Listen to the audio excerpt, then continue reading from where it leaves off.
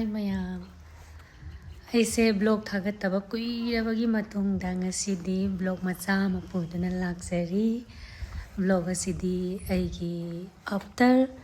16-17 gi matungda hoi photo session tawbabudi myamna tawwe aduduga et kumba kaigumba adumain thoi aduga camera mamangda direct thoge ek tawba kai dadi ngasi agi chahi tratu ki matungda aigi back hai tare ko adani mafam sida makeup tawrani aduga mo shooting spot ta chatlani bako ado film dinate isai gi shooting gine bako shooting spot yore ado law yai bagi sin oi doine mi gi law yai bam do koina nai ko koi gi tanam ho gi ha ga ngarang gi sa da ina si video na kam ni law yai do ni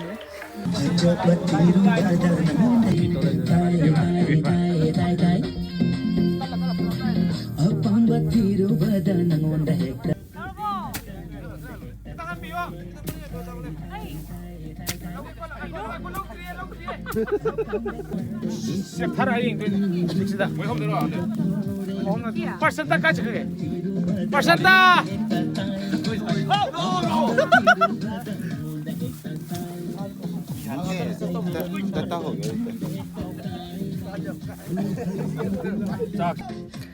aise noidra sida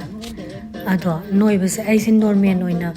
mi moina haidi noijeba mi di natte bako adu dugane video haidi camera da di aise songya yadre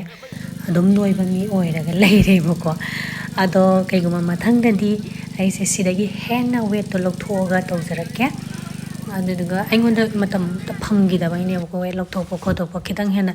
kangdahan ba yaba do ya matam do ya ki da ba haitare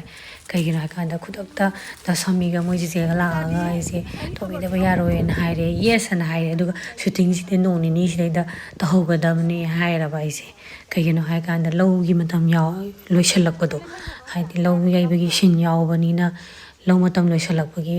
law do yai gi da ba mi da thinjallaga khoi ga yai mina jena thamma bani na adugi da makta ya gi da bagi shooting do yam thuna limited time do ina tawsan gare aduna aingonda so kitang khap ai sembagi matam da laigidre do mathang da di sung soi dana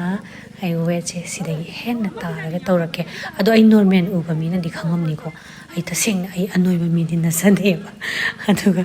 ai shu ya de camera da de punoi da noi gyanam da de aduga ne sidai da earring ama silleba ko aise aduga earring se khogi naning se ta thokraba naning ta thokhibude di kari tawni na uje mu lokthoi ugi marin haini me ai da marin yawo adu thinjale yabra yasre upai direct ta sida naning ta thokre no ba adu thada garo ba no ba noi tawinda nai ne hai ba ya ba check ra ba sile ke ayam ka nei noi ji khana de ba ni jana tang si lo pa ra ma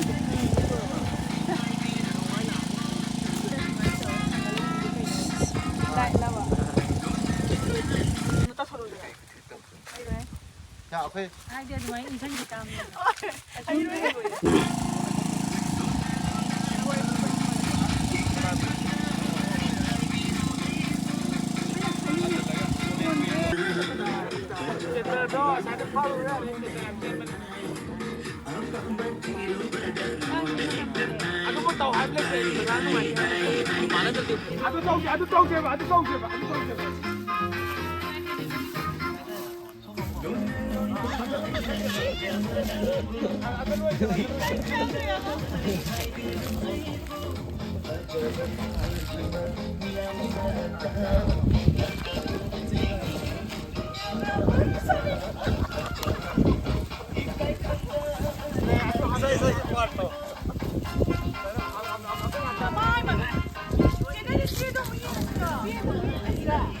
anh ling ba yadre bana ning ja ke le lai ra bani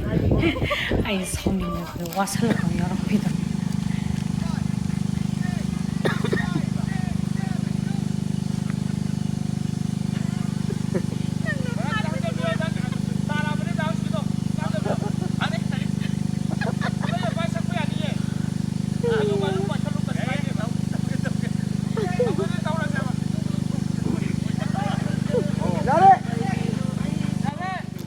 इसे shooting लोइसल्ले अदुदुगा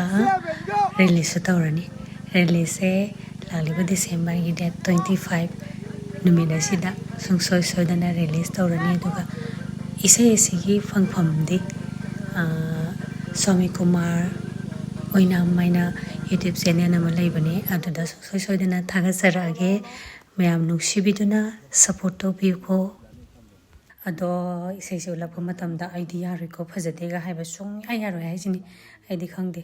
Heidi आइगी नुसिरबा आइगी fan मैमना कुमोना कुमबनी आइडी फजदे हाइबा सुंया यारोय हाइसिनी अदो आइडी आई सा थोलप मतमददी आई येंबा ngamjadoi मानदे आई नोइबगी आई हेक थोलप मित्ता कुइसनबा अदुगा मैमना हाइरकपा अदु नोइना फदो माले अदो इसेसिगी ओइनादि याम फजनेना खल्ले हाइदि मयामना ngangningba chinda tongaga leiba isaido adu oiganena khalli release ngai minarase mayam video se mix tausanjare sesna ina luhongba ma leibagi luhongba salamda gi ke bane bako kaino asnaksan bari di jaye ai sin mai pa pa ngata mai jaw bi ngata da da am chebe da de se moda pi ko ado kano da de hata ya camera do makeup loisale sam sembi matang yore sina makeup artist anau केबल लोइरे फिरोन से सेलके अदुगा आइना सिदाइदा set के दोरिबा फनेग अमदि रानी फी से फिजोन रेंटेन collection दगी पिबिरक पने अदुगा jewellery सिना तंफाया jewellery दगिने अदुगा लुलु करामना इसे फजाना के थोपिरे अदुबु आइगी ओइना दे इसे मैजाव बि ओइजाबा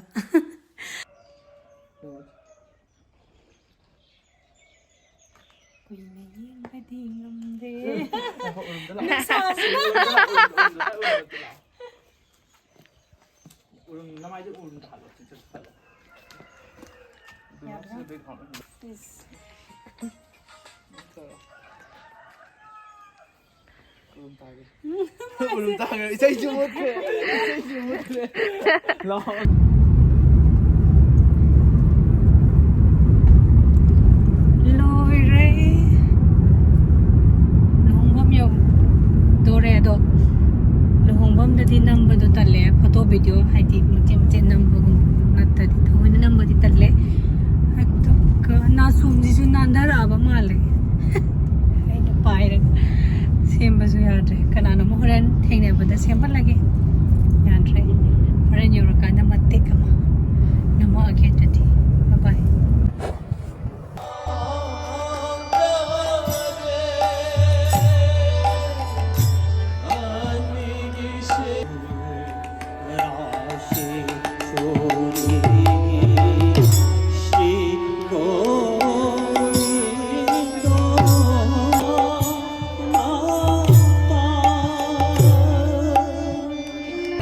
apa boisin ya ama de hape sigi sinamo next day to pangumba mo sa pagi tuka sigi iba jewelry sina lamlong de laiba mera jewelry sa su yai na tro ya sa do ma thasala di ya blouse sina John Wang collection gi blouse ne yam phajabane fi ga phane ka sina fijon renten collection dagi Rani fig फने कने दुगा ऐसी video से सिलहों चलमता की video से यम नम होद्रे बाइसे अदु दुगा Reigns कर नमम बदुसु Jung ना लोइ नम मग लेरम्मे केरिंगाइ दसु नम होद्रे आइदु लम खर लापे बसी नुमिसि देखो अदु दुना इन होबे होबे केरबा हाइतारे वीडियो से अफैबा ओइरसु अदुम हापचल्ले आइना सेमदो उबा मतमदा फजदबदु ओइरेबको अदुना जूम इन खितंग तौसल्लगा अदुम हापचल्ले अदो थौरानी सिंगजमैना फजना केथोकपिरम्मे अदुगा आइना सिदा पाइरिबा पुलिसना मल्लु मजो खुंदगिनेबको अदो वीडियो सिदी मतेक मतेक मयाम समजनरे मयाम वारो बिबयादे